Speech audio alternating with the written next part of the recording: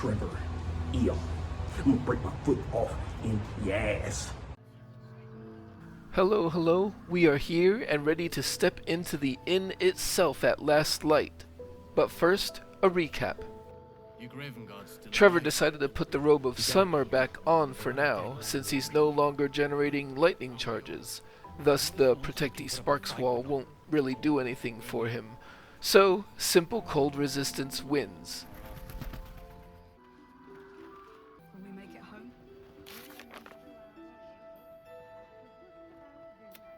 Our party used the lift in Grimforge to arrive at the Shadow-Cursed Lands, which means we did not travel through the mountain pass.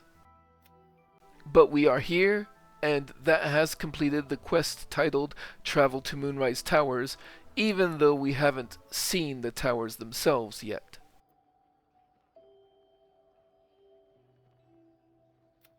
Elminster made a surprise appearance and delivered a message from Mystra demanding that Gale use the orb in his chest in a self-sacrifice move to rid the world of the Absolute once and for all. On the plus side, this came with an enchantment that stabilized the orb. Trever says we can find another way, but Gale appears to be seriously considering this course of action. Astarion wants to speak to Raphael for some reason. Trever supposes that, if we see him, he'll go get Astarion, though he doesn't yet know what the vampire wants out of it. Ah well, it's his funeral. Mizora has appeared to the party demanding that we rescue an asset of Zariel, without telling us what that asset is. Will be forced to comply, but Trever has at least gotten Mizora to agree to release him from his pact if successful. And Karlach's heart has been upgraded to the point where she can enjoy the touch of another without burning them to a crisp. Trever and she celebrated that overnight. Shadowheart has exhibited some amount of resistance to the Shadow Curse, likely due to her patronage of the Lady of Loss. Trever isn't sure just how far we can trust that protection, and it certainly doesn't extend to her companions. Additionally, we should be on the lookout for a path to the Temple of Shar, since she wants to find that while we're here. Halsin has told Trever that the first step in attempting to lift the Shadow Curse itself is to find any information we can on the spirit of the land called Thaniel.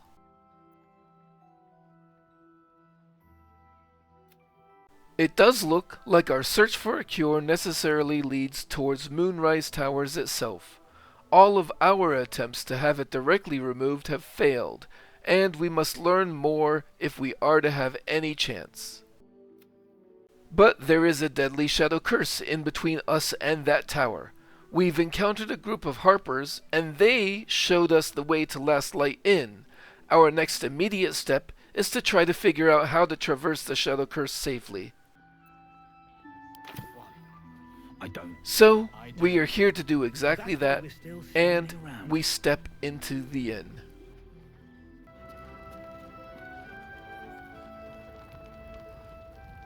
Seems like a good moment to talk. Free as you are, this is no time for a natter. Head on into Last Light.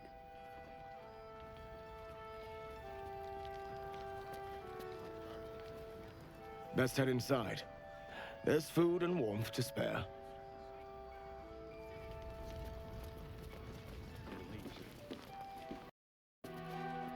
Last Light's best bargains, right here!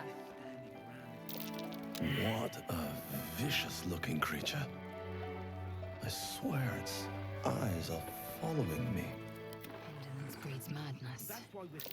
Darkmoor the Wicked. The tale is known even to the Githyanki.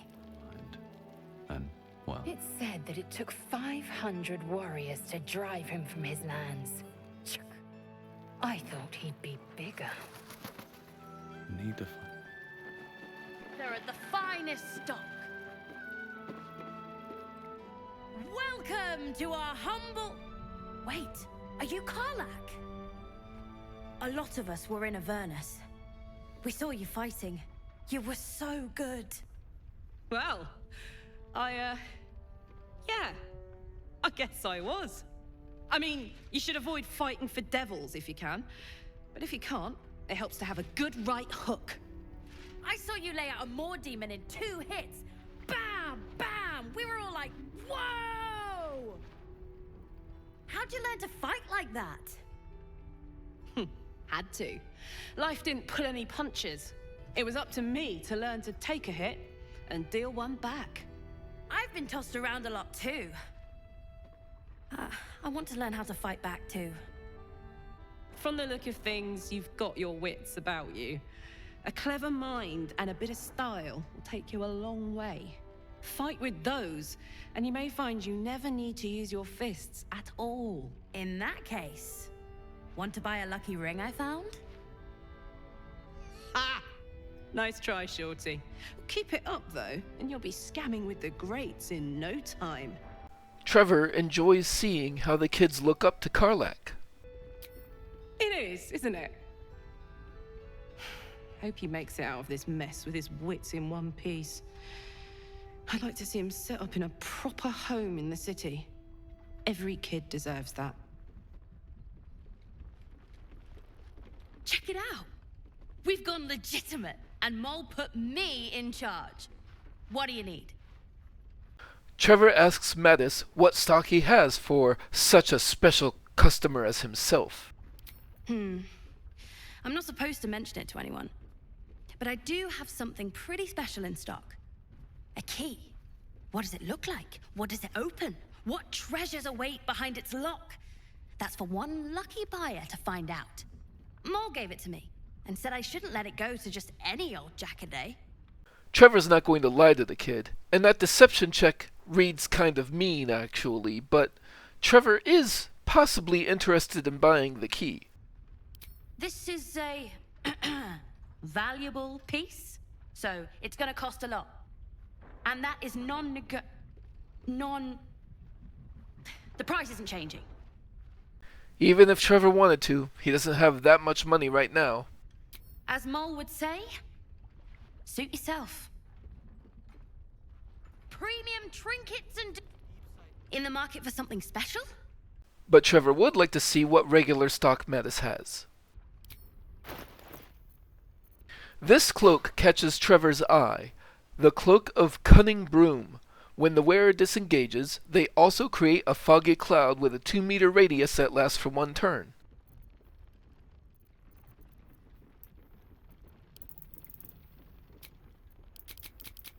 And it's not that expensive. Trever will go ahead and pick it up. Pleasure doing business with you. Last Light's best bargain, right here. Karlach's build is soon to pick up some rogue levels, so she'll be able to disengage as a bonus action before too long, which makes this cloak a decent fit for her. Don't be shy. Have a gander at the finest stock. What's up for discussion? Don't wander far. Please. Be welcome. Have a drink. Oh my gods! To your very good health. I mean, you hand a pit fighter a drink and he's gonna chug it. Bottoms up.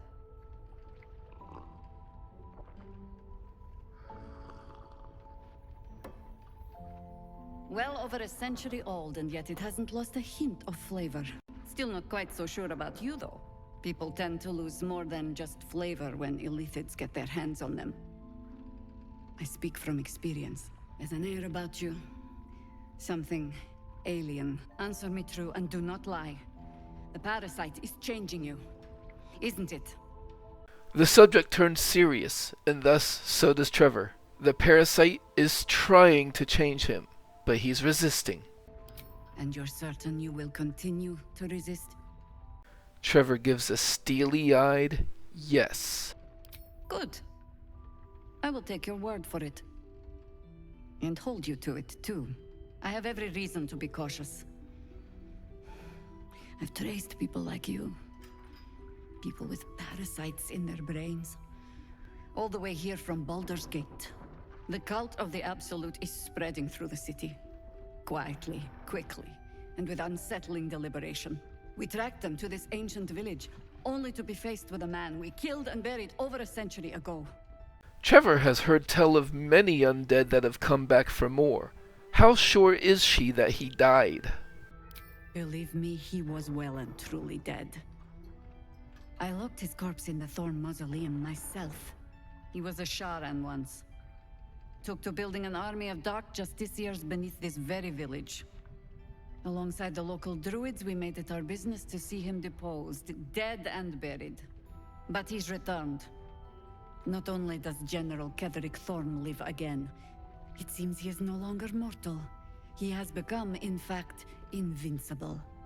We met him on the road here, commanding an army of the Absolute, intent on destroying Baldur's Gate. I put an arrow through his eye myself, only to watch him pluck it out like a splinter. He healed right in front of me and chased us into the shadows. Things looked hopeless, but experience has taught me that no matter how bleak things look, there's always hope. You are that hope.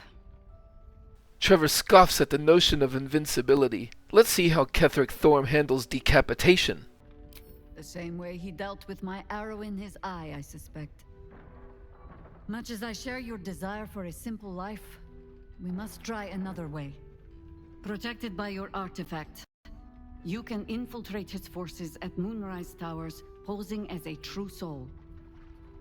Find out what it is that makes him invincible, so we can strip him of his advantage. Once Ketheric is without his shield, the sword, together we assault his tower and put a final end to this blight. Trever is uneasy. Jaheira is asking him to use the very infection he wishes to be cured of. Any cure starts with understanding the disease. Whatever magic Ketheric's using to control these tadpoles, it must be at Moonrise. Trever can't deny the logic, so how does he reach it through the shadows? You're not our only secret weapon. Isobel, a faithful cleric of Selûne, and a light in the darkness. She cast the moon shield around the inn. It's the only reason we're still alive. She's upstairs in her chambers. Tell her I sent you, and she'll see you through the shadows safely.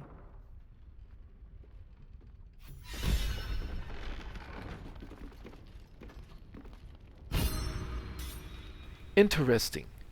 Trever notes Raphael is right over there. Astarion will want to be here for this.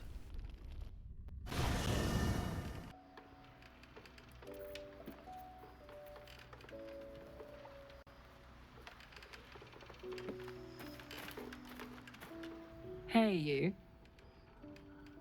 Karlach is right there, so just real quick. Go on. Trever asks for a kiss. I was hoping you'd say that.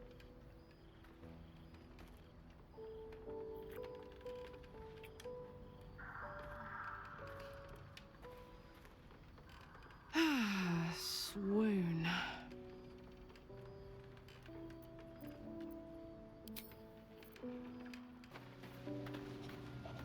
So, the untouchable Karlach is untouchable no more.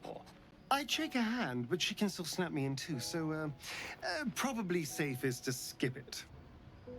Sigh. Trever asks Astarion to join the party.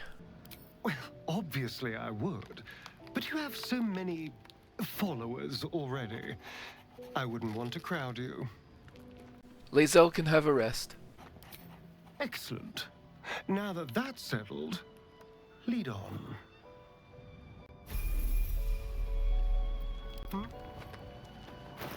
We haven't had Astarion in the party since nearly the beginning, so he goes ahead and equips whatever random stuff he's been sent.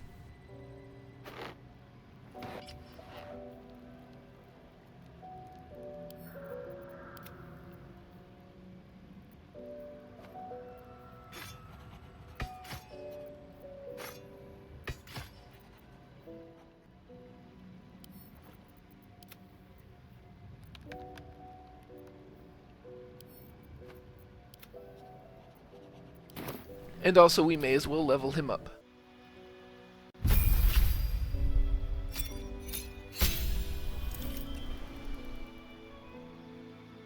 Flick of the wrist to possibly disarm enemies.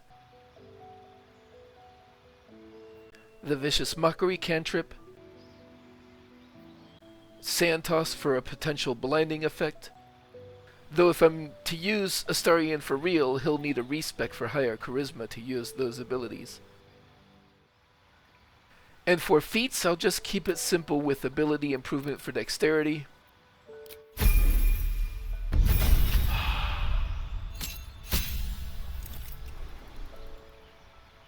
Uncanny Dodge at level 5.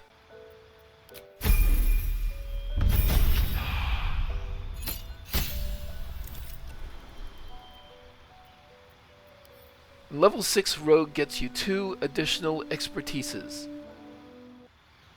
Ultimately, I decided to keep Stealth from the default suggestion, but take Acrobatics instead of Perception for resisting shoves. Okay, let's move on.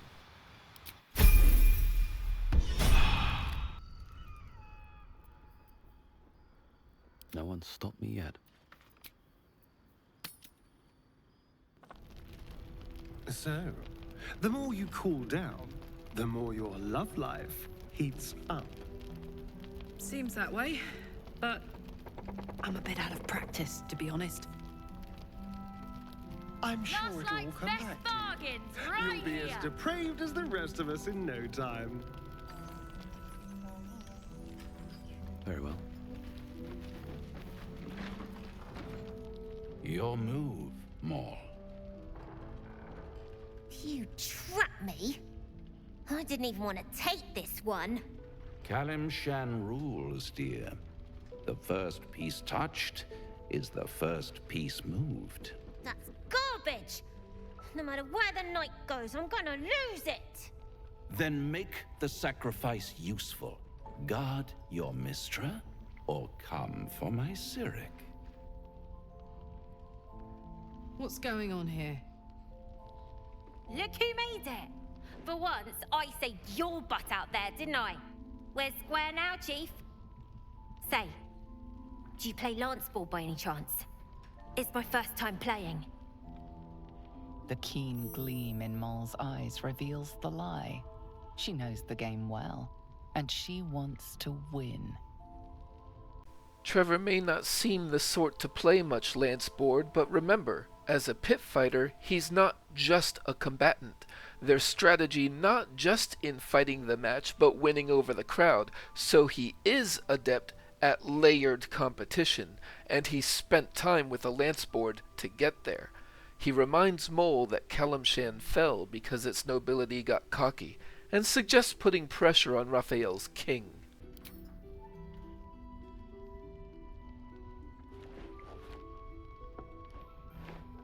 My, the Thescan double counter gambit.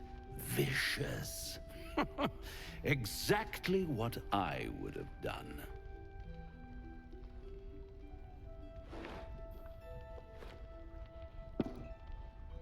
How's that for Kalimshan rules? Brava. Lovely work. I see I was right to make you the offer I did. You will consider it, won't you?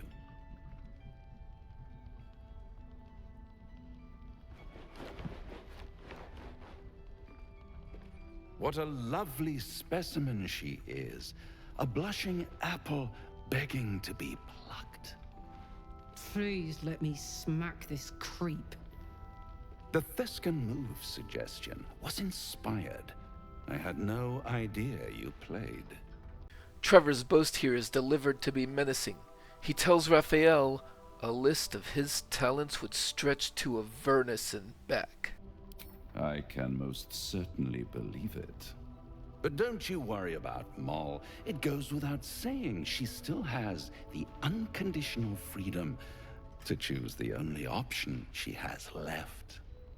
Now, let's talk about you. I sense there's something you want to ask me. I do. I have a proposal for you. A proposal? If you're hoping to taste my blood, little vampling, think again. It burns hotter than wyvern whiskey. This is serious business. Devil. A long time ago, someone carved some runes into my back. I'd rather like to know what they say.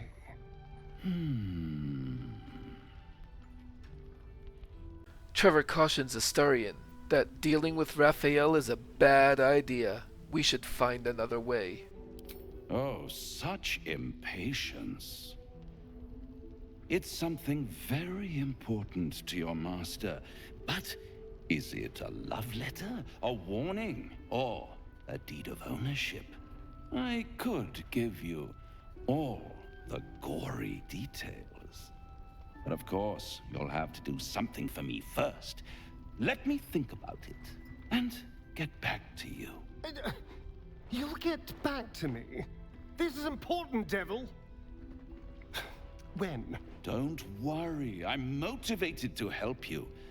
Scars often tell such wonderful stories.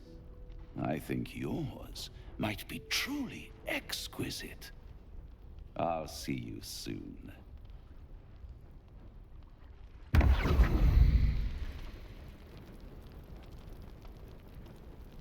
And of course, Astarion didn't listen to Trever. Well, may as well ask him about it.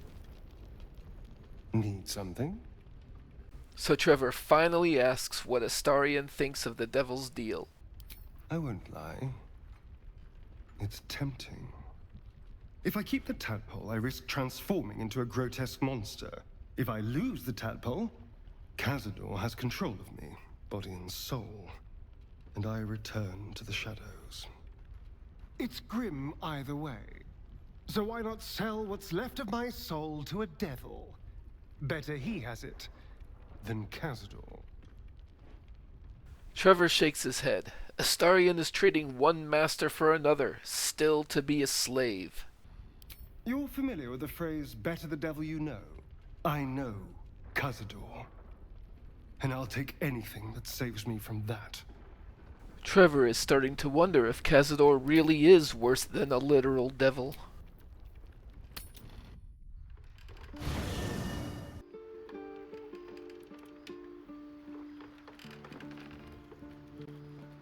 How much farther can I go? Greetings. But Trever still wants Lae'zel back. The party's full. You'll need to make room. And Astarion's got lots to think about. Good. Our victory is most certain.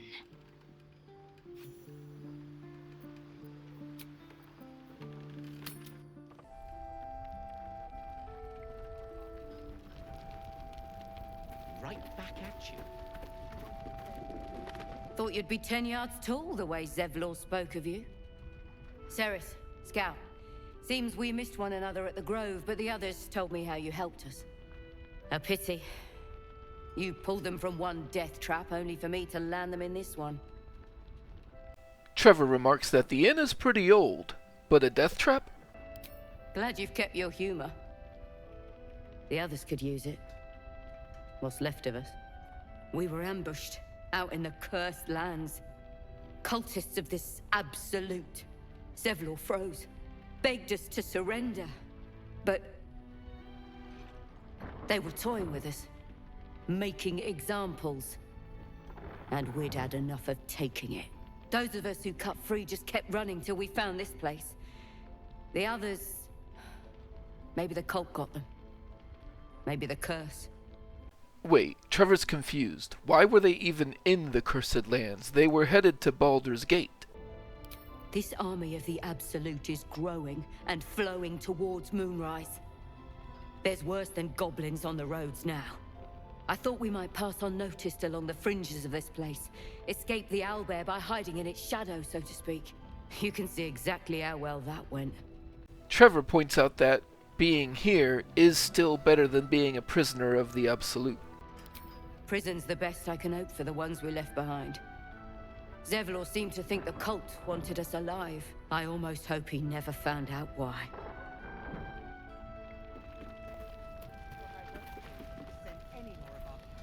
Oh, you're all right. Thank goodness. I was worried they'd got you too. Of course, Trever is all right. There should be no doubt about that. I'm afraid doubt is all I know these days. I still can't believe it. The cultists. The screams. Roland, of all people, saved us. He said he stayed in the grove because of you. And I'm damn glad of it. Without him, well, none of us would be here. Trever is shocked. Roland, the apprentice. Yes. He shielded me and the kids, while his brother and sister rushed the cultists. Cal and Leah were dragged away, along with the others. Roland isn't taking it so well. None of us are, to be honest. How do you do it? How do you keep going? Trever recalls a line from an old song that fits the scenario. When the night is dark, stars shine brightest. And he tries to encourage Alfiria to keep shining herself. Heart's Requiem, right? The hero survives a war and rebuilds her life, stronger than ever. A tale worth remembering. Especially now. You've done so much for us already. But I have to ask. The others might still be out there. If they're not dead, they're in Moonrise. And gods have mercy on anyone in that hell's pit. Trever tells her not to worry. He'll find them. Thank you. If anyone can manage it, you can. Just be careful up there, all right? I can't handle anyone else dying.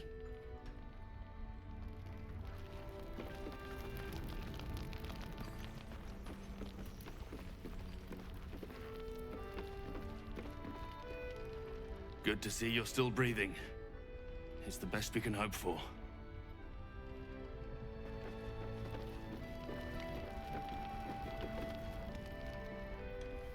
Nice strategy back there. If we put our heads together, I bet you and me could make a tidy stack of coin in Baldur's Gate. But Raphael's offered me a partnership already, and it seems like a sweeter deal than throwing my lot in with you. No, kid. No. Trever tries to make Mole understand. Raphael is a real, literal devil. She's in danger.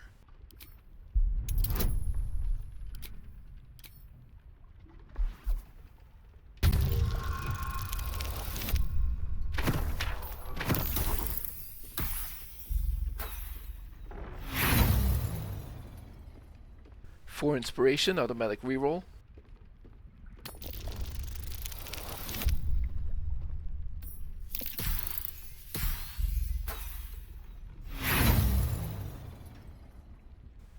One more inspiration. This is important to Trever.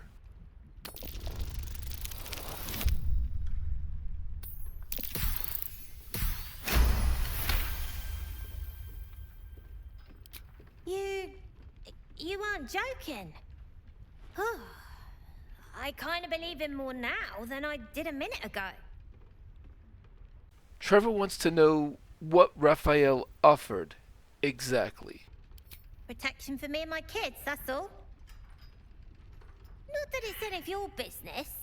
I'm not poking my nose into whatever trade you made with him. Mole misunderstands. Trever hasn't made a deal. Raphael is still building up to tempt one. Looked like he was doing a pretty good job. If I had to deal with gods and worms in my head, I'd make a deal with anyone. Look, you saved us. Not knocking that. But after you left, Zevlor lost his nerve. Gave up the fight. I won't. Now there's no grove, no coin, no one taking us to the city. I'm not letting my crew get eaten by shadows. Maybe I'll make a deal, maybe I won't. But it'll be my choice, not the devil's, and not yours. Maybe not, Mom.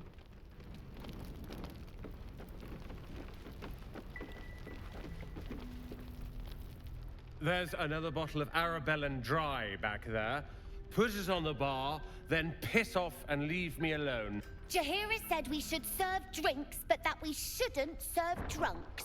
Jaheira didn't save your ragged little tail from the cultists. I did. Roland may have saved the tieflings, but right now he's being a dick to kids. And they're right, he needs to lay off the liquor. It's you.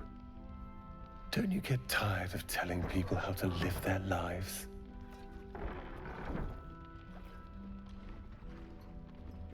If you're here to save the day again, you're a little late this time.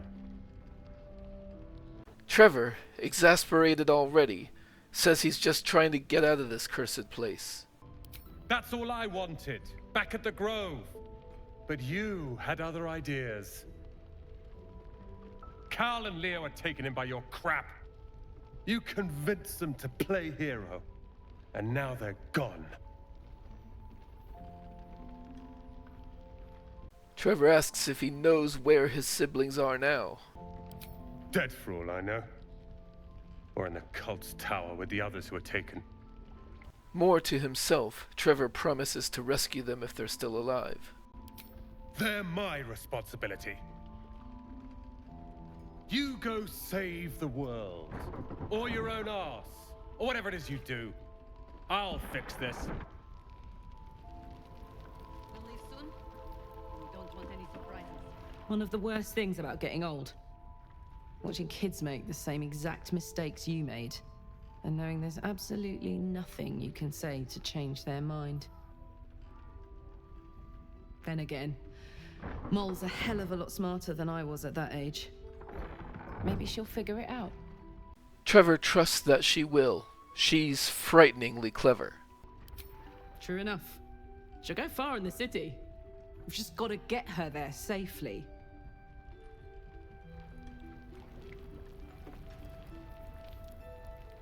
Don't be shy. Have a gander at the finest stuff. I tried telling Mr. Roland that he'd had enough too. He didn't like it then either.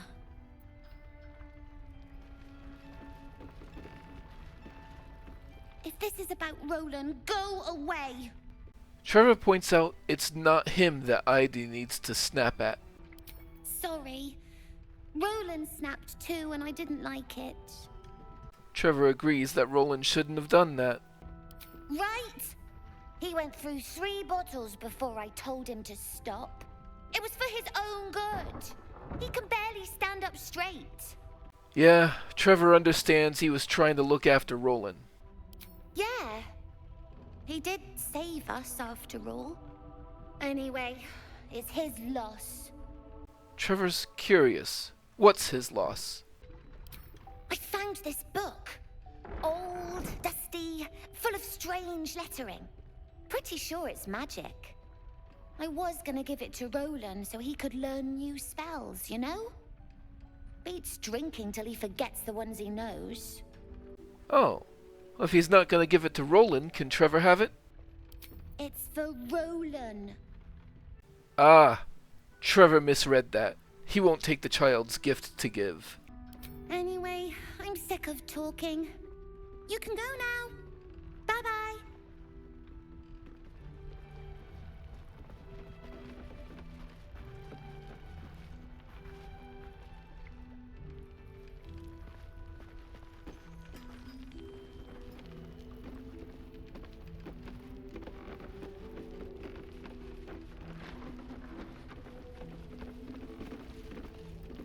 Ah, you. Trever remembers Barcus, but what about the other gnomes? Don't know, don't care. Well, Trever will greet Barcus and ask him how things are. How are things? How are things? Well, I've been through worse. I'll soon be off to Moonrise Towers to look for my friend, Wulbrin. I understand you might be headed in that direction as well. Barcus is correct on that, but Trever tells him it would be suicide for him to go. Don't threaten me with a good time. My search for Wulbrin has been one quagmire after another, as you know. Still, friend is a friend.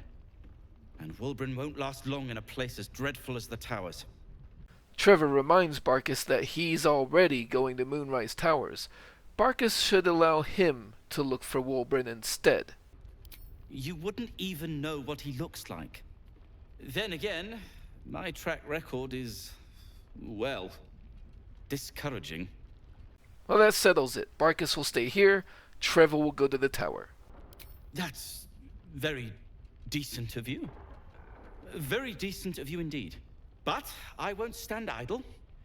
I've spotted an alchemist's scales, and had already been cooking up a little something that might help against those cultists. I'll get to work on the brilliant retort.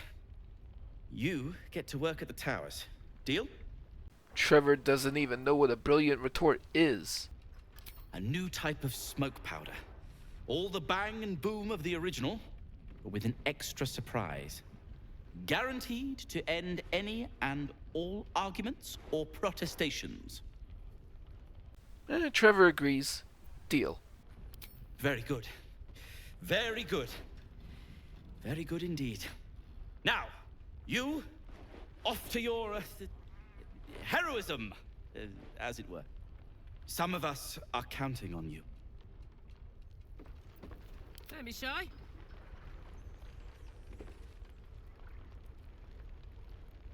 Hiss! I say hiss! What? Why is this kitty being mean to Karlach? This is my territory, and you're in it. Aw, but Karlach just wants to love him and admire him up close. I'll allow it. Karlach sits for a moment, just looking at the kitty. You've had enough, now go. Quickly, hiss!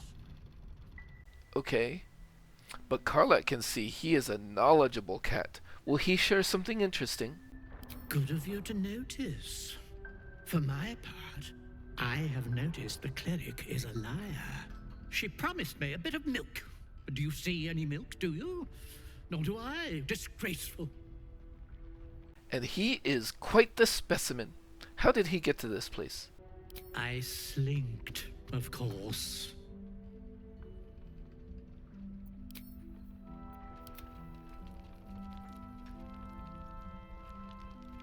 These boots have seen everything.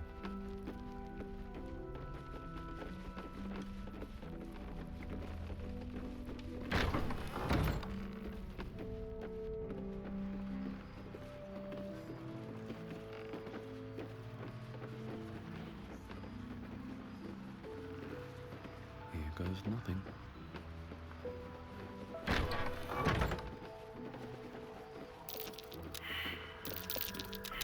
That's curious. Any help from Jaheira?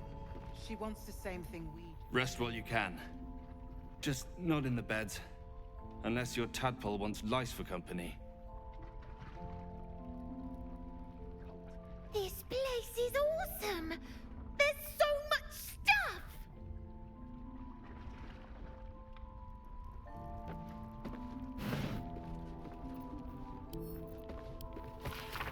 This letter looks to be from a traveler passing through a long time ago, evidently during Ketheric's reign.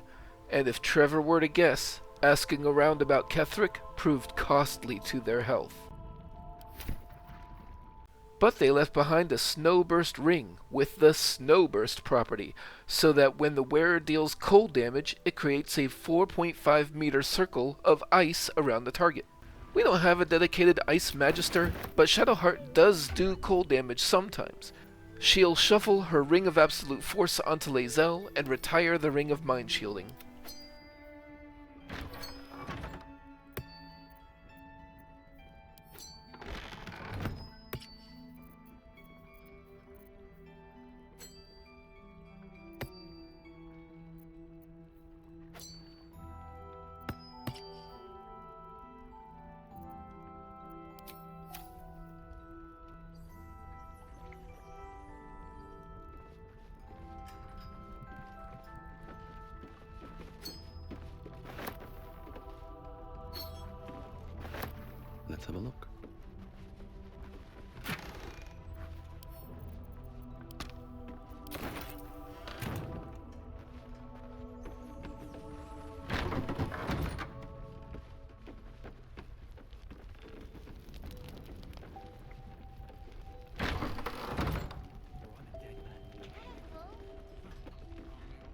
something to ask.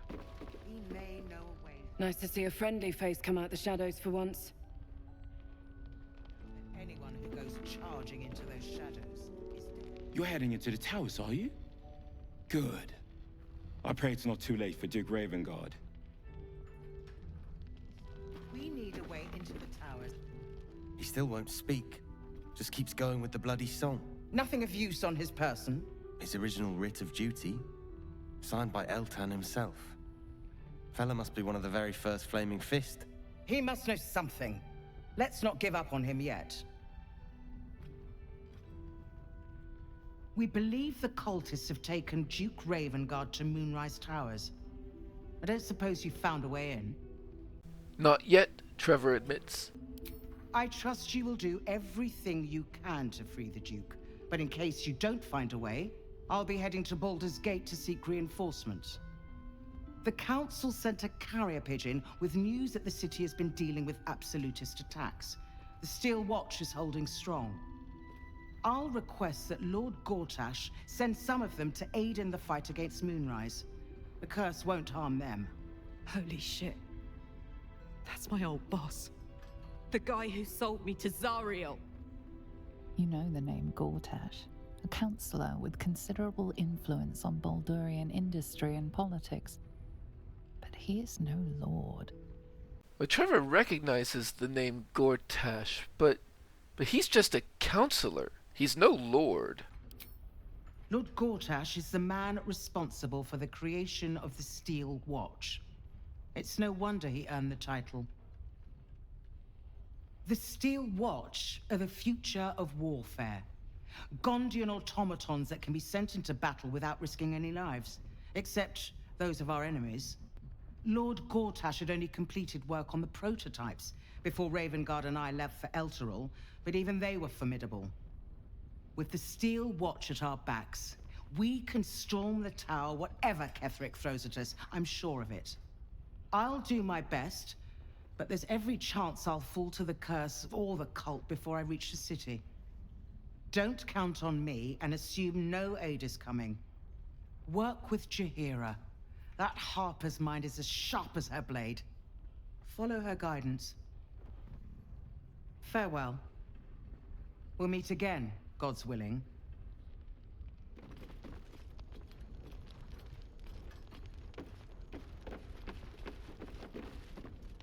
If you're poking around this god's forsaken place, you must have someone in Moonrise too.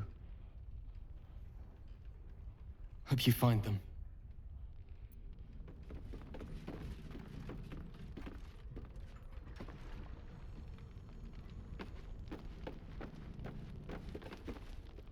An extra blade could be the difference between rescuing Duke Ravengard or losing him forever. I hope you'll help us. Greetings.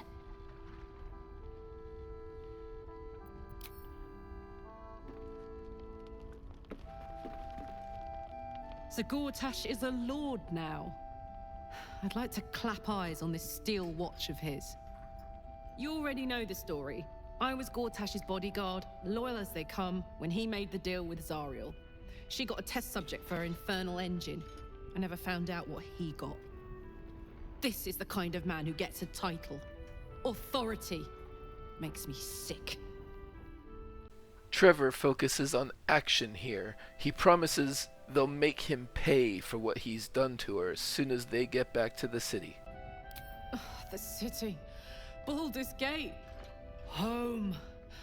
I can almost taste it, you know. Not even Gortash can spoil that.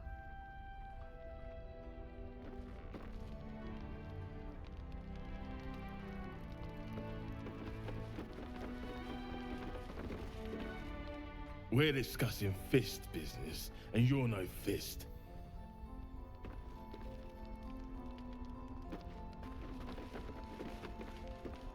Heard you're meant to be heading toward the towers. Trever reflects that he's heard the Fist are trying to get in themselves.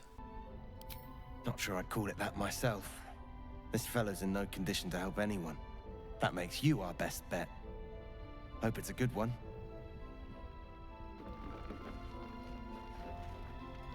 Flame color. That's your name, isn't it? Art colour? I'm Fistula.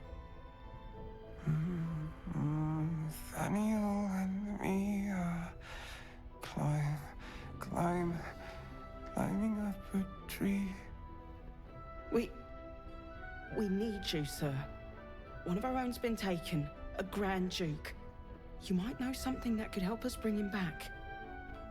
We found him out in the shadows, just wandering. Nothing survives out there for long. Don't know how he made it, or where he came from. This is no physical ailment. It is a spiritual malaise. The man's mind has been gripped by the Shadowfell, yet it has not broken.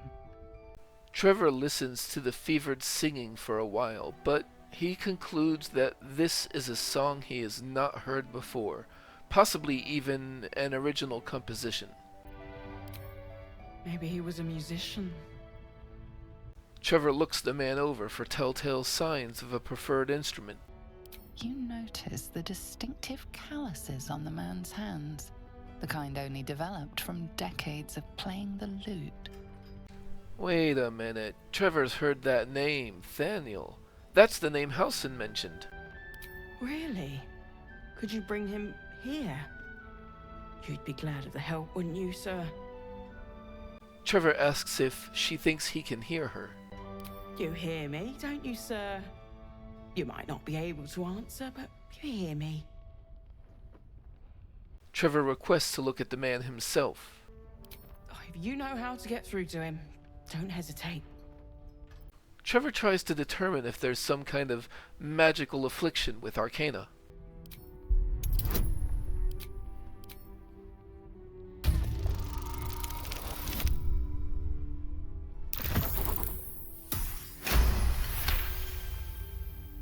He spent a long time in the Shadowfell, a Sharan realm without color or light. It's had a terrible effect on him. His mind lingers in the Shadowfell, but perhaps it can be returned. We need to remind him who he is. Some personal effects, maybe. Trever asks if they've already checked for personal effects. This was in his pocket. He doesn't seem to have any reaction to it now, but he held on to it for 100 years anyway. Finally, Trever does ask the man himself if he knows where he is. If he does, he isn't sane.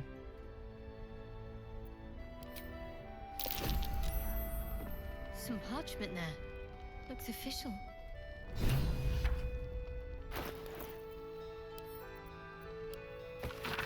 This appears to be a set of orders assigned to Flame Kala. He was to start his search in the local House of Healing, so that would likely be Trevor's first step to trying to find out more information about him. So he was at the House of Healing. Wonder what he found. But first, Halsin will want to see this man. Oh, Will has something to say. A blushing apple begging to be plucked? Raphael's angling for the girl's soul. Trever says he tried to warn her, but the girl is stubborn. She's stubborn, yes.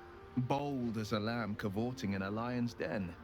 But as ambitious as she is, Mole's no fool. One way or another, she'll see there's no winning Raphael's game, and she'll walk away. For her sake, Trever hopes Will is right on this one. You've seen what happens when a bound soul reaches for freedom. I can't imagine what cruel penance Mole would pay if she were ever to resist that fell bastard. Since he's here, Trever may as well disclose that Floric confirmed his father is at Moonrise. Then we know our mission. All roads converge at Moonrise. Trever reminds him that that's the headquarters of the Absolute, and asks Will what he thinks they want with his father. They want violence, they want control, they want Baldur's Gate. Who better than Grand Duke Ravengard to surrender it? Who better than the commander of the Flaming Fist to dismantle its defenses? They will infect him, and the city's guardian will become its ruin, unless we put a stop to it. Trever asks if Floric is trustworthy. I was 11 when the Councillor spotted and slayed an assassin who stalked Father from the shadows. I was 13 when she brought word of a goblin warband advancing on Rivington. Her keen scouting saved 100 lives that day.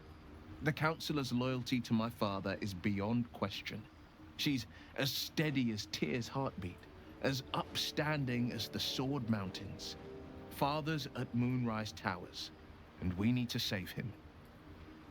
Well then, Trever confirms we need to get to Moonrise. Can't let the Absolute take the Grand Duke. We can't and we won't. The shadows be damned.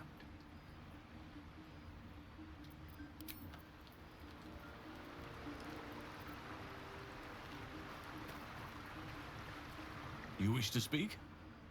Trever tells Halsin right away there's a disoriented flaming fist sputtering about a boy called Thaniel in the Last Light Inn.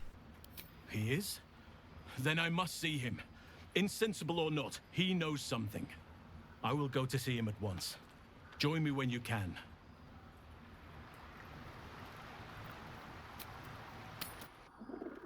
We are living. They are dead. Daniel and me are...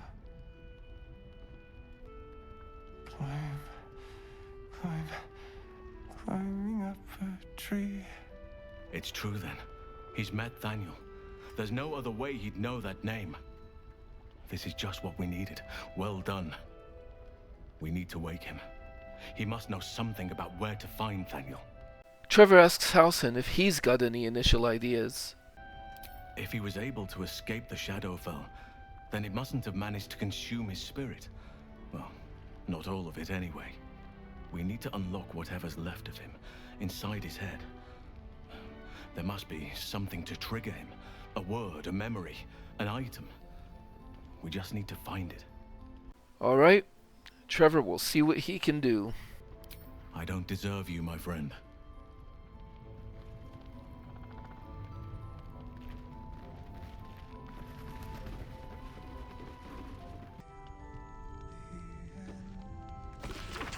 This Harper's testimonial recounts a 3-day siege against Ketheric Thorm and his Dark Justiciars, and it ends when Ketheric himself enters the battle. Ominous.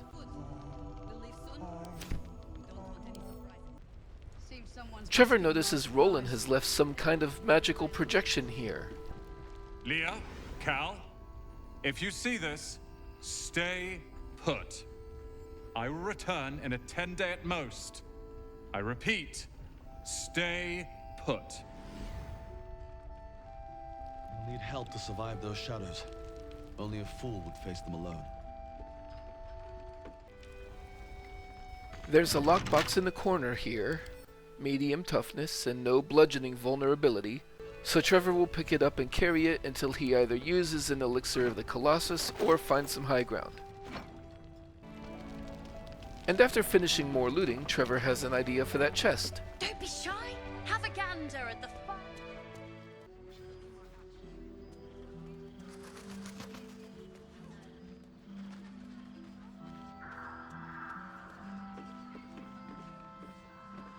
Yeah, he should be able to get onto the roof.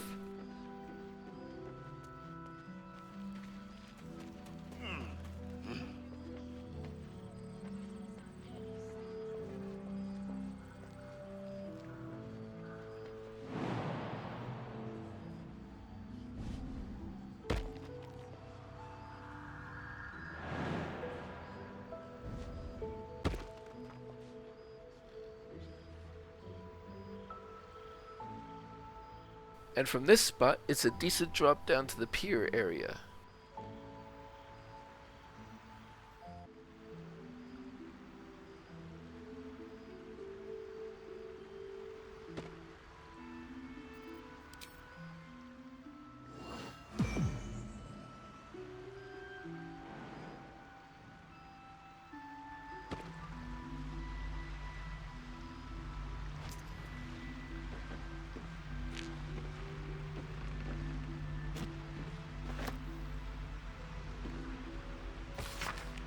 Apparently, the innkeeper was a secret worshipper of the Lady of Silver, despite the threats of Ketheric Thorm to convert, ostensibly to Shar worship.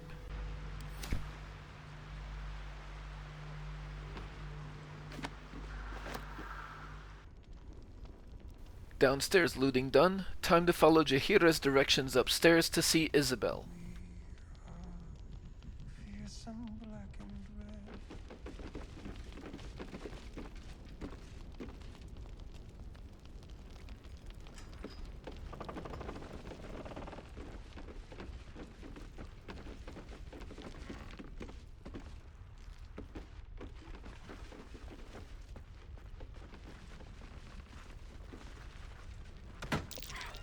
That sound was a rare but annoying bug where a member of our extended party, quote-unquote, fell, tripped over the terrain, and actually took a small bit of damage.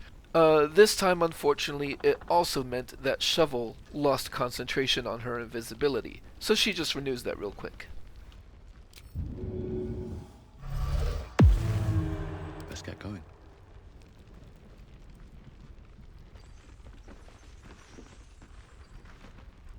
Need to find a way forward.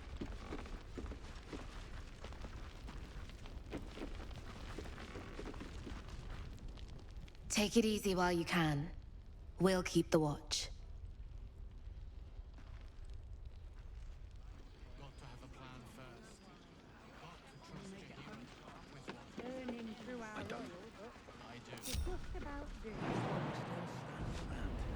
Just about.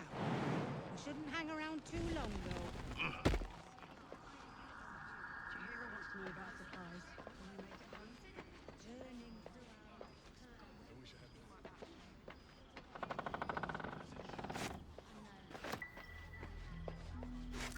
And of course, Trever finds the key to the innkeeper's chest after he tossed it off the roof to break it open.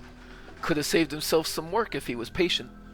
Trever is not known for being patient.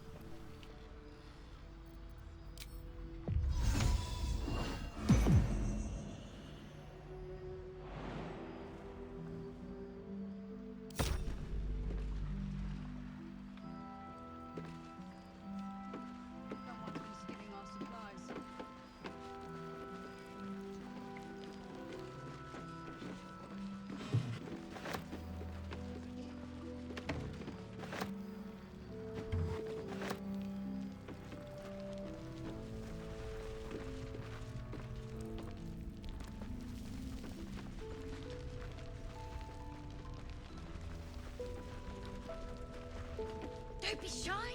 Have a gander at the finest stock.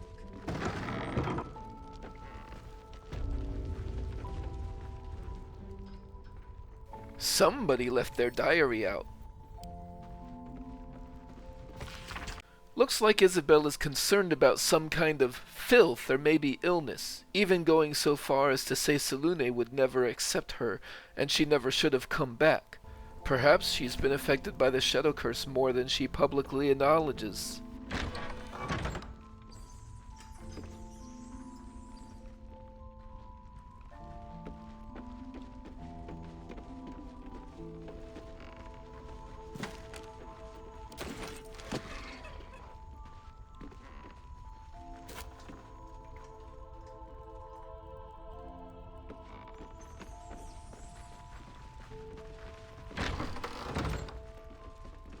I have something to ask.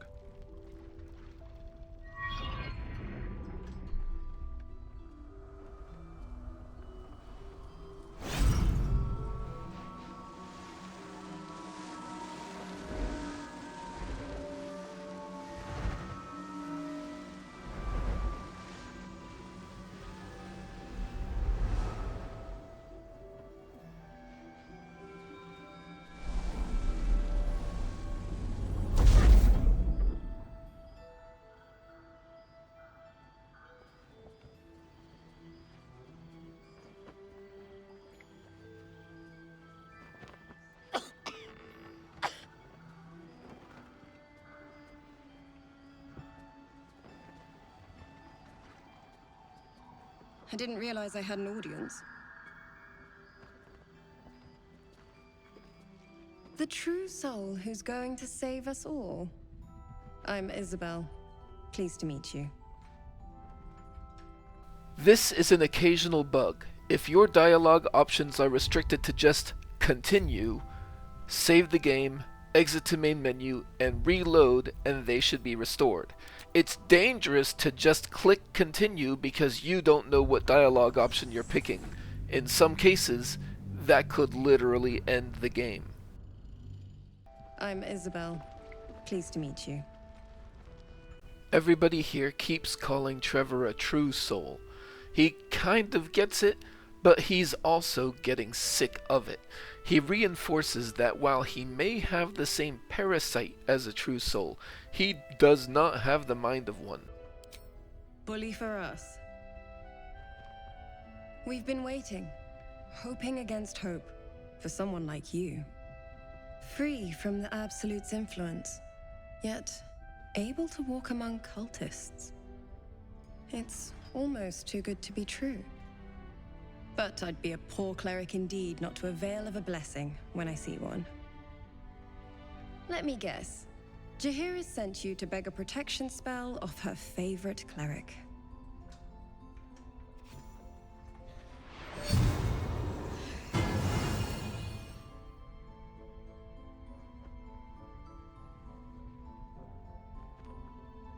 Perfect.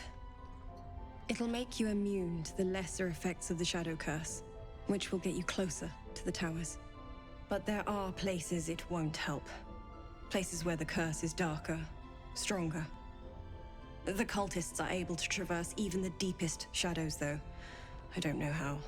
The Harpers are trying to figure it out. Selûnite magic. Dark Lady, forgive me. Good nose. Like a nasty little terrier. Trever wants to know if there's anything else he should know before heading off. Ketheric is a frightening man. But you have something he doesn't. Allies worth having. While you're busy in the towers, I'll be sure to... Wait. Do you hear that? Something's wrong.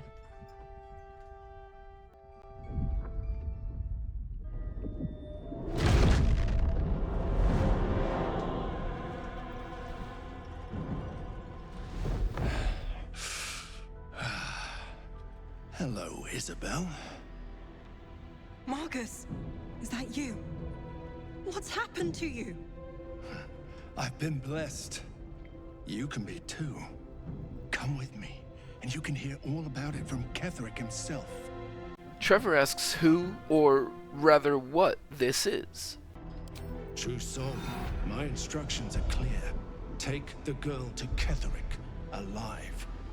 Trever bucks against being given instructions like he's a true soul. He's not like them, and he doesn't take orders from the Absolute's goons. We are all alike in her service. Do as I say. The rewards will be great. What's going on? If you have something to say, say it. Well, Isabel, Trever begins, this motherfucker is here to kidnap you. Prepare to fight. Pathetic.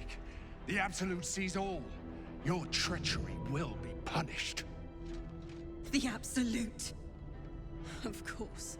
You can't believe them, Marcus. Ketheric will never give you whatever it is you've been promised. He already has. Time to go, Isabel.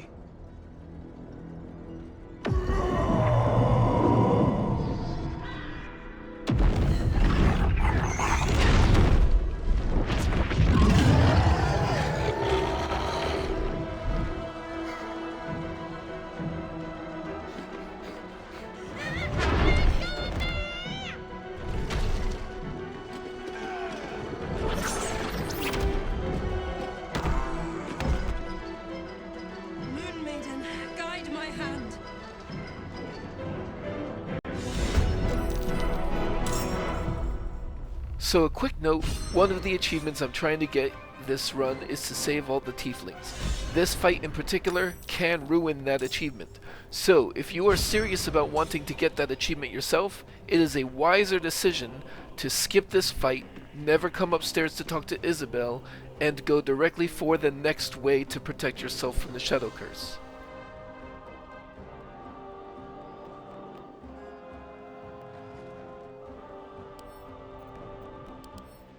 No resistances or anything, but he is an aberration now instead of a humanoid, so hold person won't work, and by his features we can tell that he'll be pretty dangerous with his weapon attacks.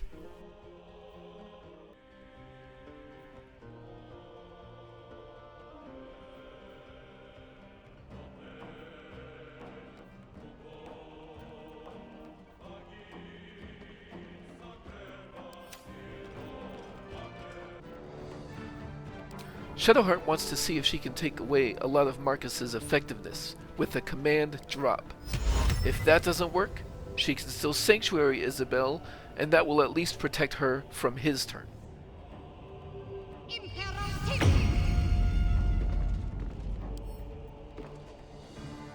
What do we have here?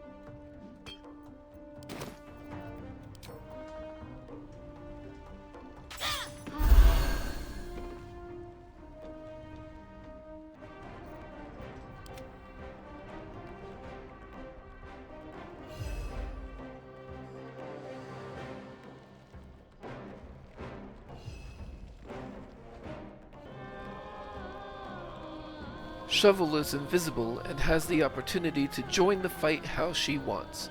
I want her to go downstairs and harass the winged horrors to try to help keep them off the tieflings down there.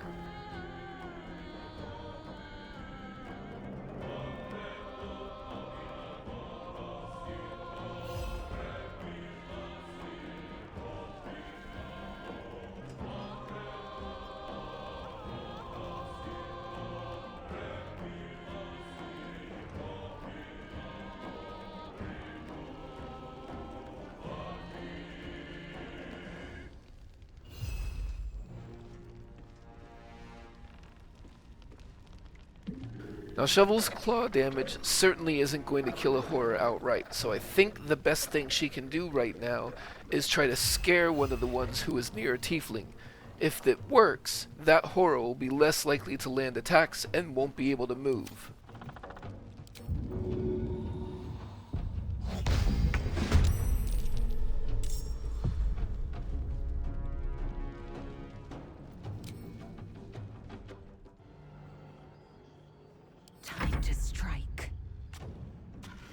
Similarly, with Marcus disarmed, I'd like to peel off one more companion to go downstairs and help protect the tieflings.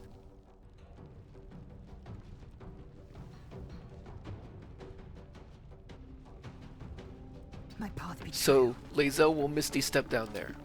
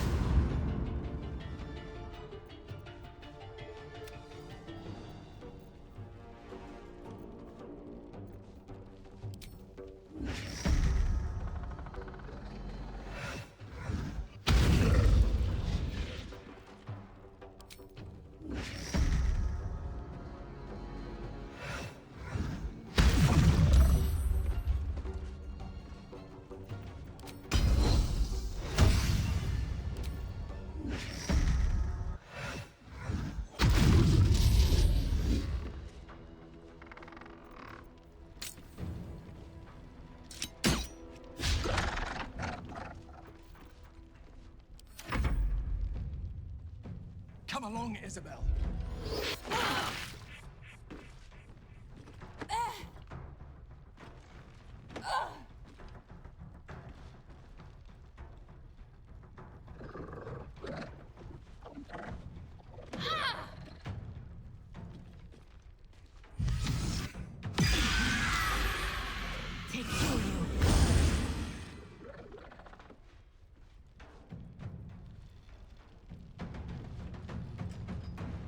You'll make excellent fertilizer.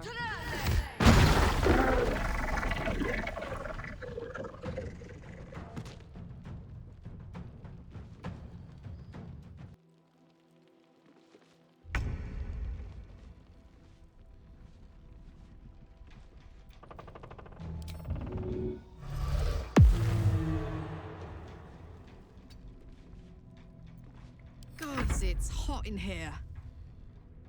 Karlach and Trever will stay upstairs and help guard Isabel.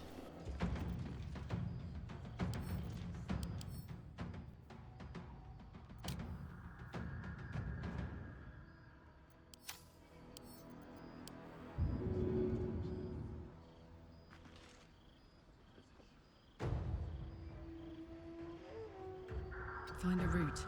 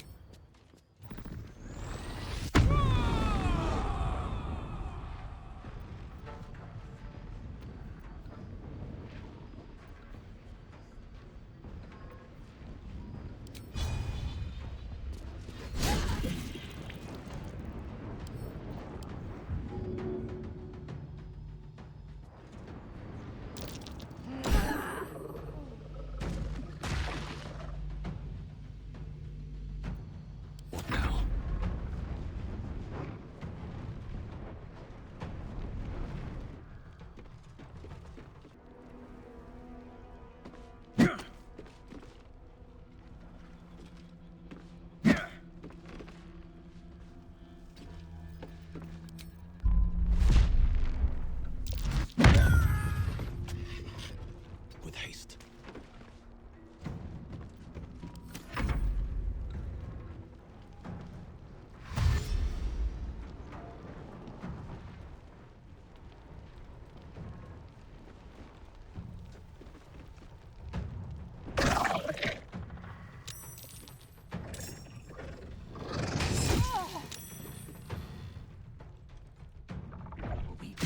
Now.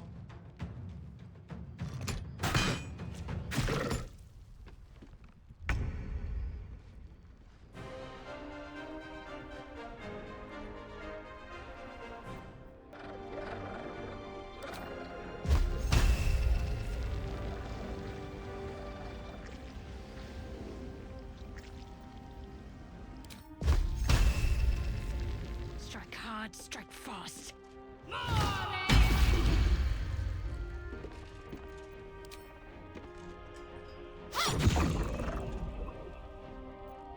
Time to strike.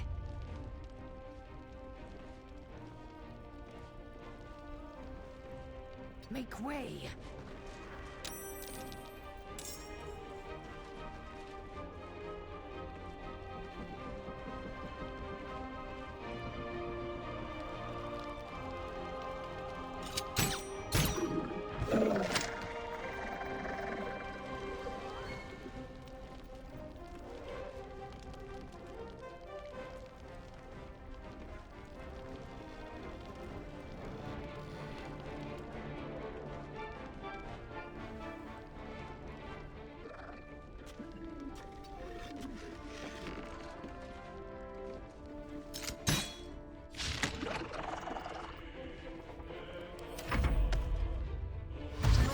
Want her alive, at any cost.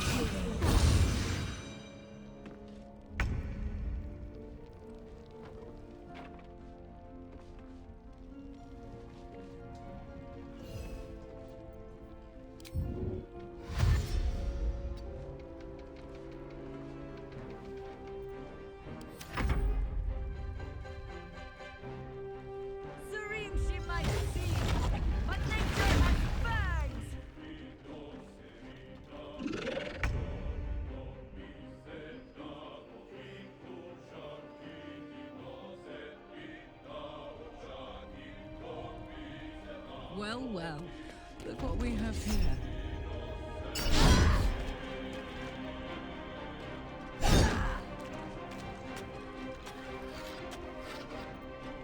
Time to push my luck again.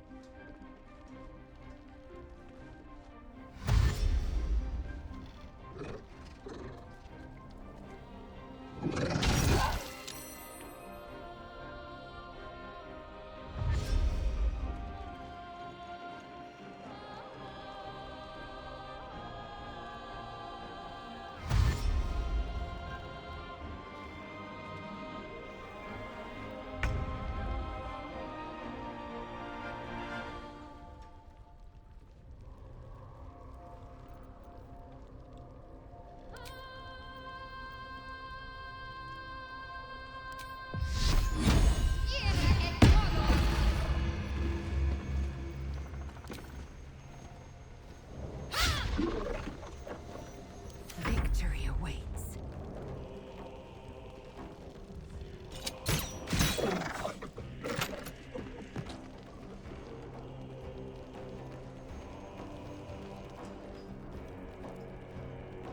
My path be true.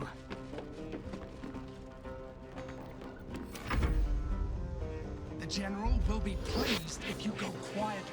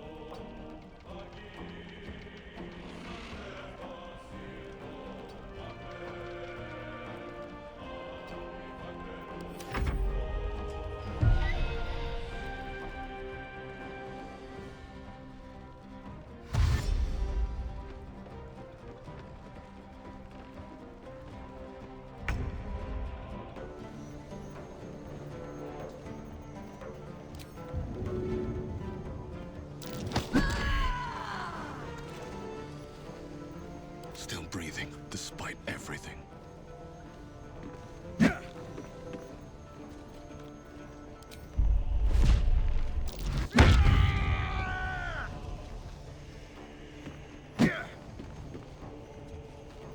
got this.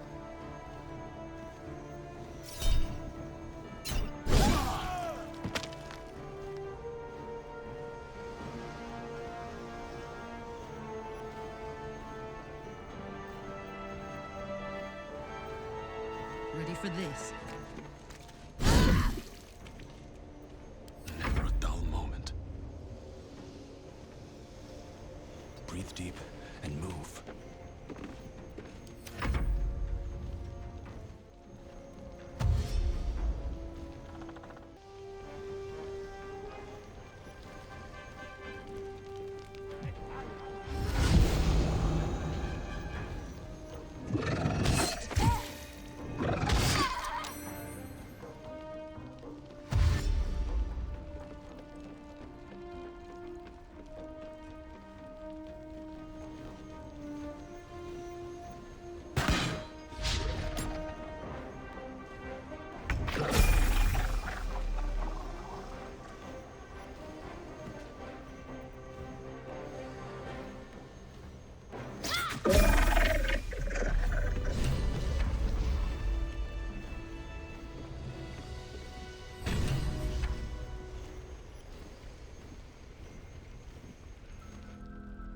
Isabel, are you all right?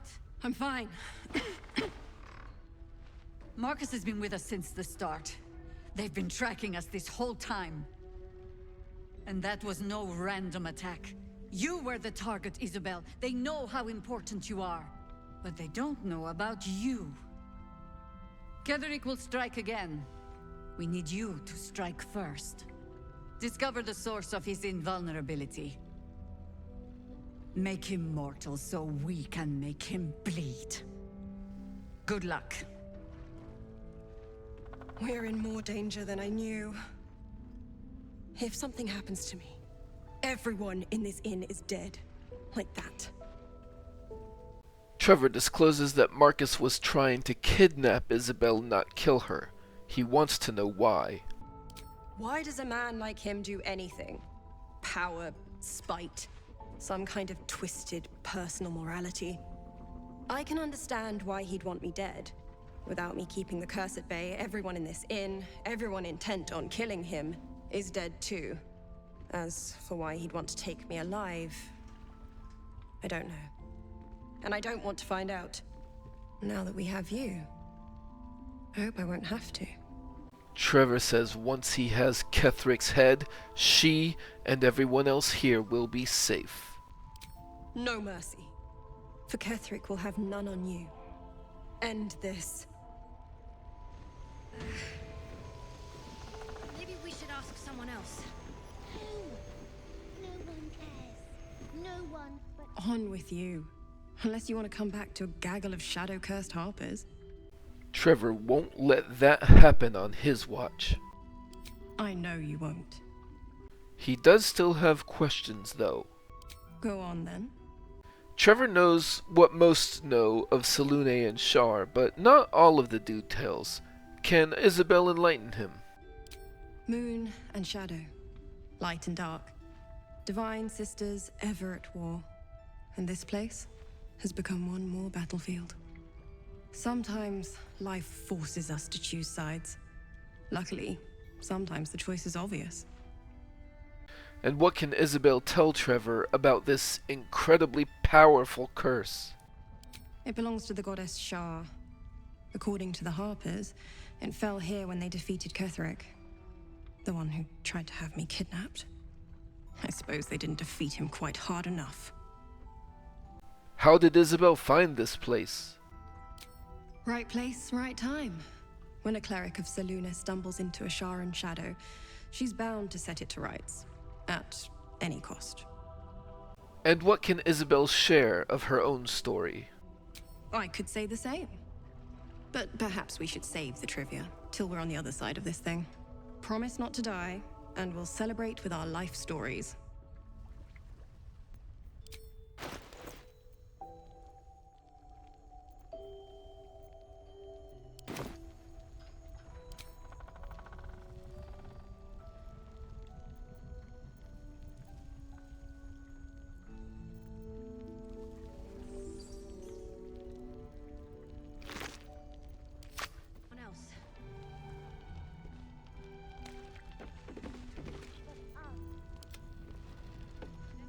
Must keep going.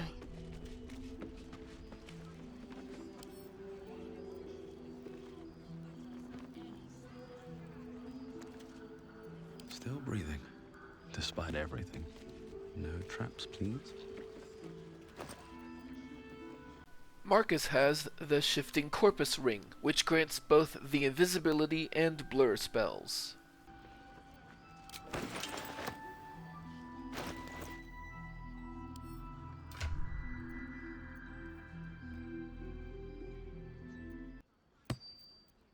Lae'zel can have it in place of the Ring of Absolute Force.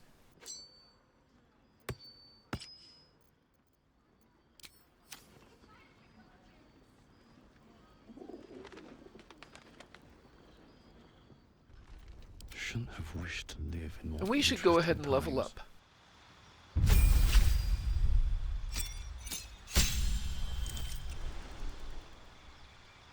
Another rage charge per day, very nice.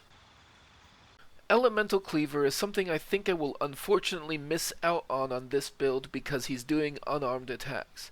Its benefits affect your weapons, and typically that means it does not affect unarmed strikes, though I will test that out at the earliest opportunity. It might still affect thrown non-weapon objects. That will be tested too. But if it is usable in either capacity, while raging it allows you to imbue your weapons with an additional elemental damage, and an actual weapon will gain the thrown property and immediately return to your hand when thrown.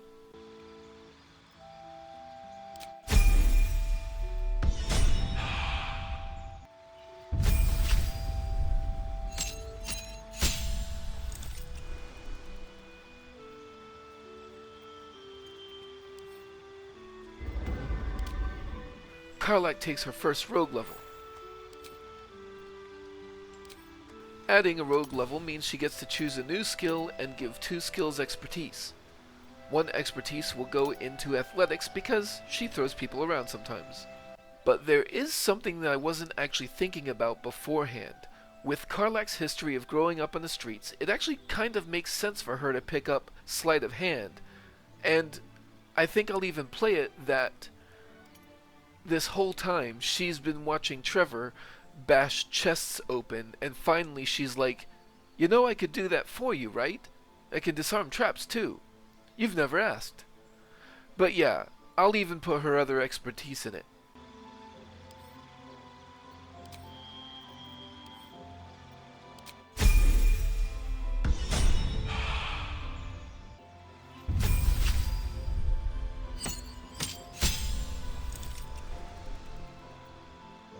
A new channel divinity charge and a level 4 spell slot per long rest, nice.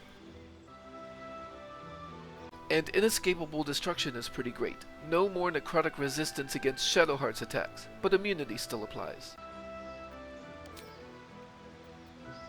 She can start scribing 4th level wizard spells, but her spell selection will not change on this screen.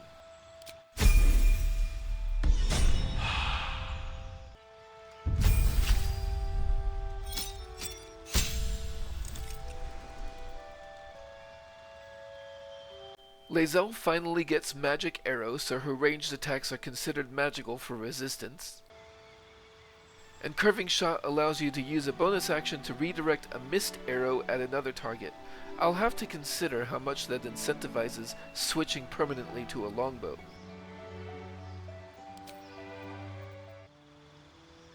And along with 1 more arcane arrow charge per short rest, Lae'zel gets to pick another arcane arrow option. She'll go with Seeking Arrows so that she has something to do that always hits. A very useful option if a target is low on hit points and you want to guarantee the kill.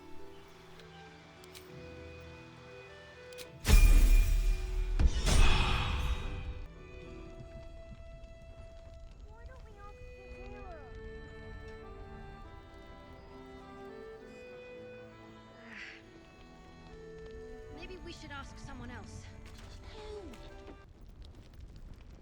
For now, Shadowheart will pop off a level 4 aid.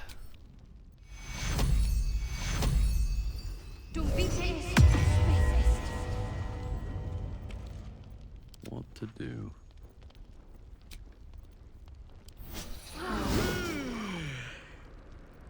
Never a dull moment. Why don't we ask Jaheira? A bust of Ketheric Thorm as he once was, a devotee of Selûne. We should ask someone else. Who? No one cares. No one but us.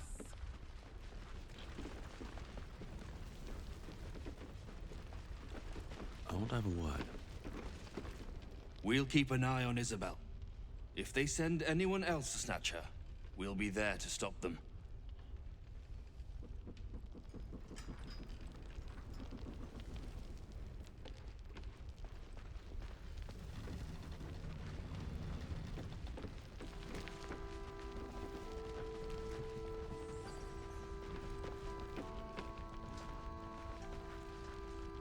No surprise to find a traitor among the Flaming Fist. Honor isn't their strong suit.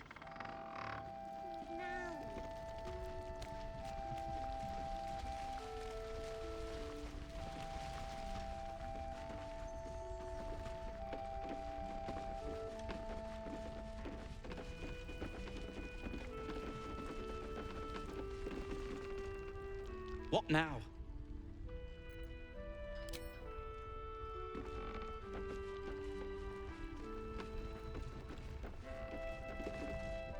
Traitors among us. A child taken. And still I can only feel relief. If they had taken Isabel too, Trever wants to refocus the conversation on defeating Ketheric. Agreed. We must end the threat at Moonrise altogether. With your help, we stand every chance of doing just that. I trust that you will. Trever does have questions for Jaheira. Then speak. Trever asks how the Harpers learned of the Absolute to begin with. The same way Harpers learn of anything. Poking noses where they don't belong.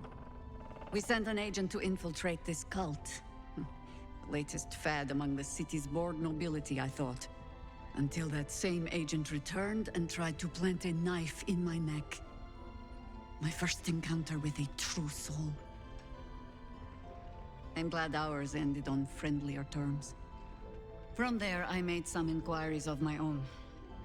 Saw firsthand how easily the cult could turn friend to foe with but the twist of a tadpole. And so I gathered my Harpers and came to the source. Moonrise Towers.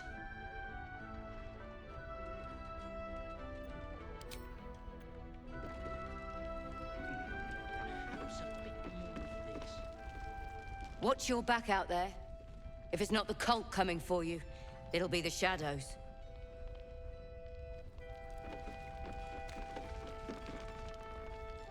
Good work rooting out the traitor. Already.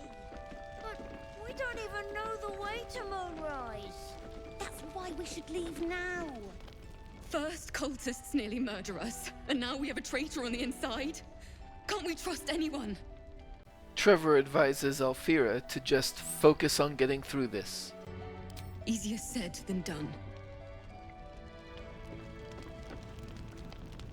Mole would do the same for any of us. You know it. But how do we get into Moonrise? We can't fight those shadow things. We could. I beat up those harpies, and they're way scarier than shadows. You know what Mole would hate more than anything? Bad things happening to us. You've seen what's out there. We wouldn't stand a chance. Trever tells the children to stay put, and that he'll bring Mole home himself. But it's our job to bring Mole back. Look at him. He's a proper adventurer. And if we got hurt, Mole would be really mad at us. Fine. But you gotta understand, Mole is family. Bring her back, please.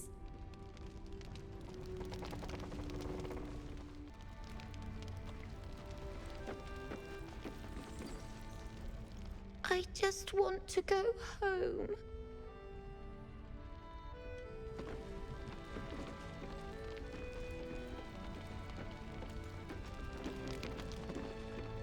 We need Mole. Please, get her back.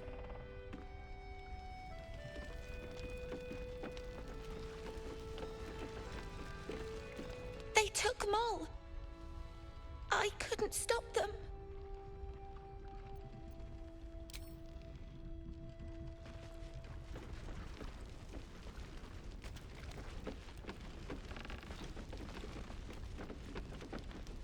What's inside?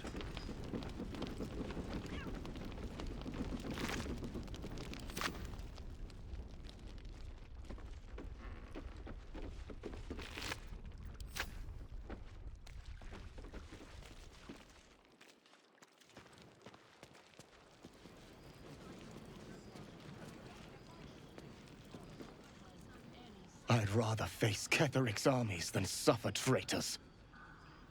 Watch out for those flaming fists.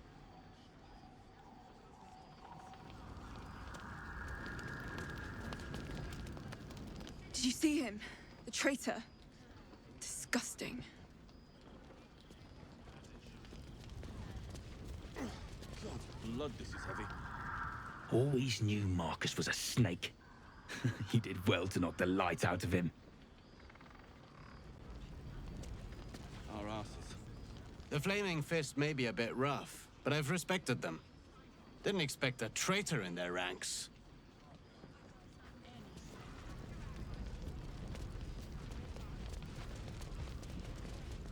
You Graven Guards still alive? Hope you're the praying sort. We need all the help we can get. Not as long as we can put up a fight, we're not. Good man. I knew full well not to trust those flaming fists. Jaheira should know better.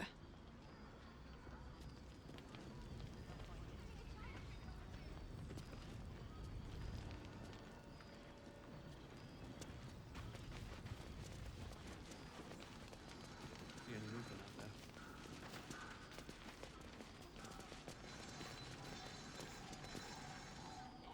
there? Nowhere's safe from this damned Absolute.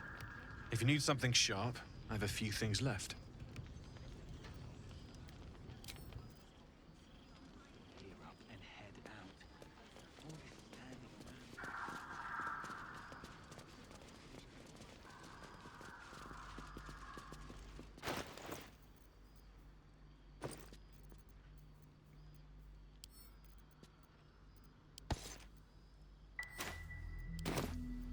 I can't. What's next? Time I to put wonder? Karlach's newly discovered sleight of hand to use.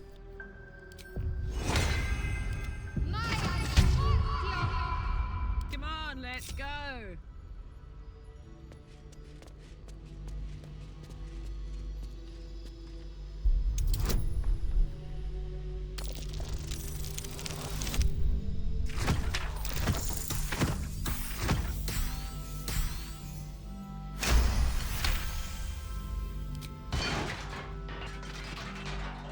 Moving it.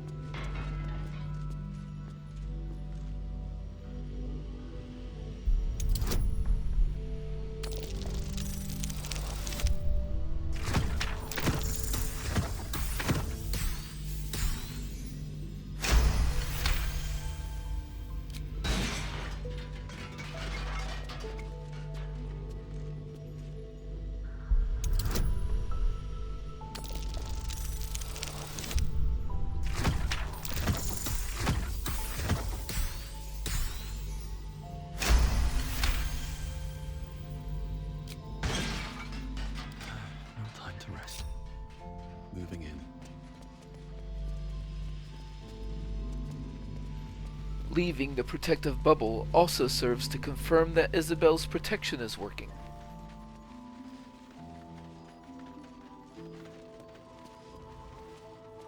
Victims of the Shadow Curse. At least they were afforded a burial.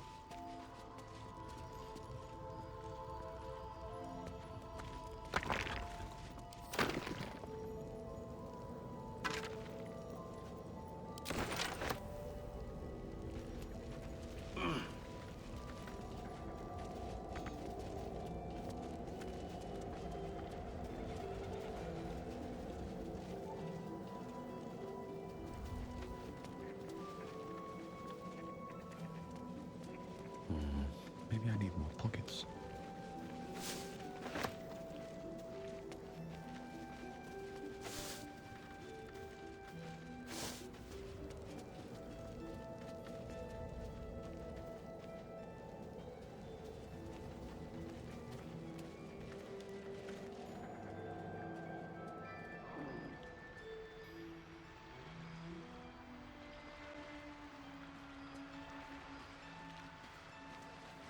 What's in here?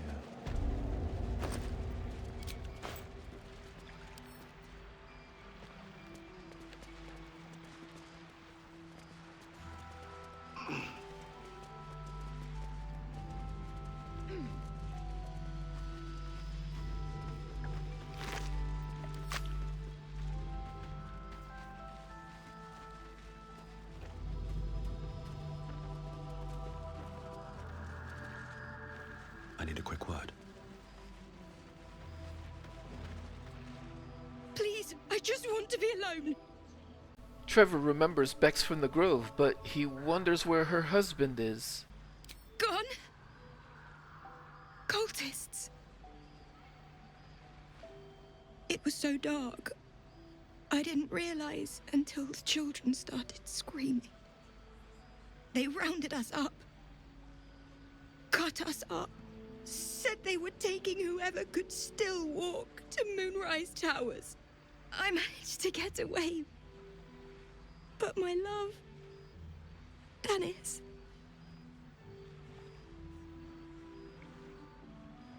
Martin Dor, Roshan. Trever asks how Bex managed to get away herself. I've always been good at running. Unlike Dennis, I didn't realize one day our lives would depend on it. I just wish I could have said goodbye. Trever tells her Dennis could still be alive, and to hold out hope still. Do you really think so? By the gods, I hope you're right. I wish I hadn't let go of him. Trever can't make promises, but he will do his best to bring Dennis back. It's hard to imagine him making it after everything that happened. But if you find him, it would mean the world to me. What am I going to do?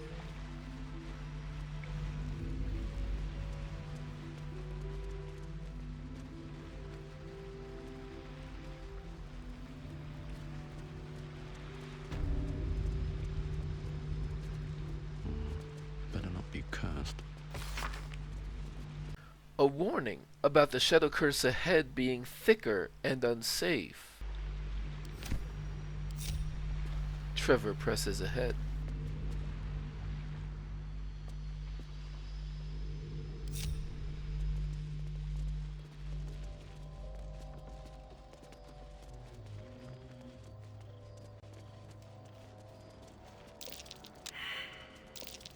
Something over there.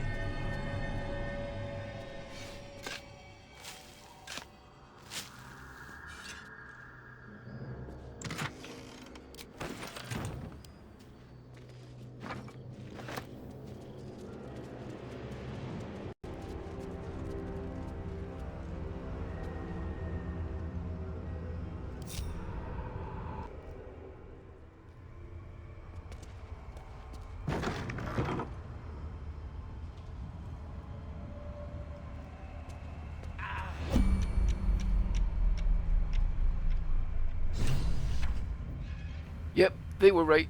Too strong for Isabel's protection. Getting out now.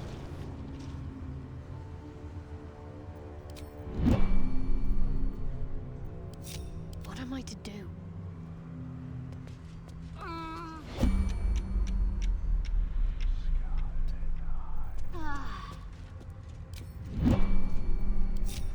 Even Shadowheart isn't that blessed, it seems.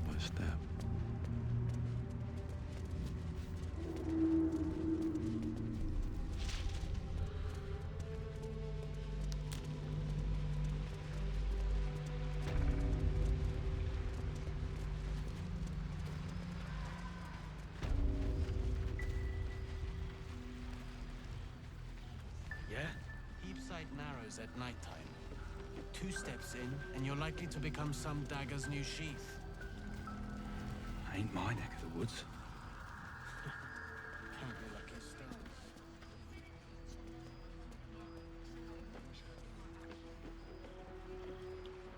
Something's on my mind. Look after you and yours. We've lost too many good souls as it is.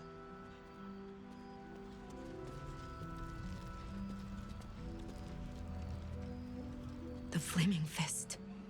I felt it. Something wrong. But betrayal. A surprise.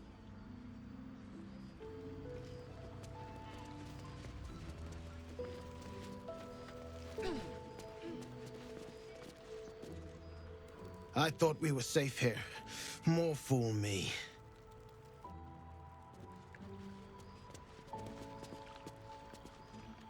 We need to end this quickly, before the shadows break through again.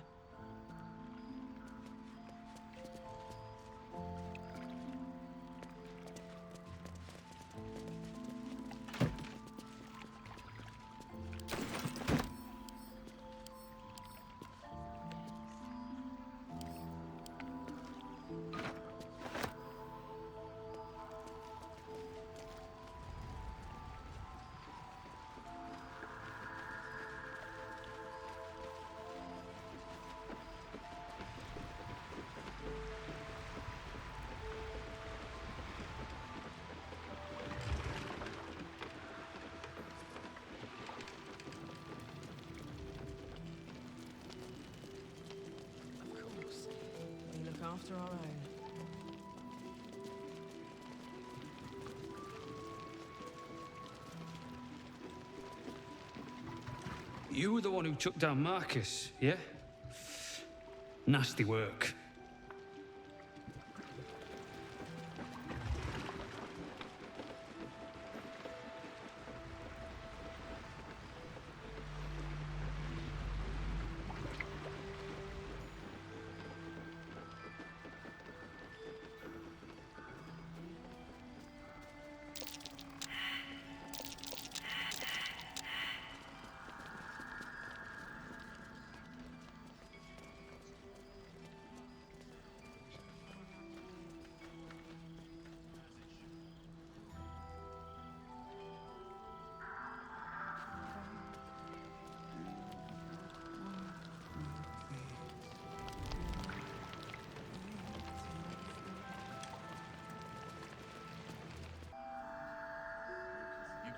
I sold a pair of boots to that traitor.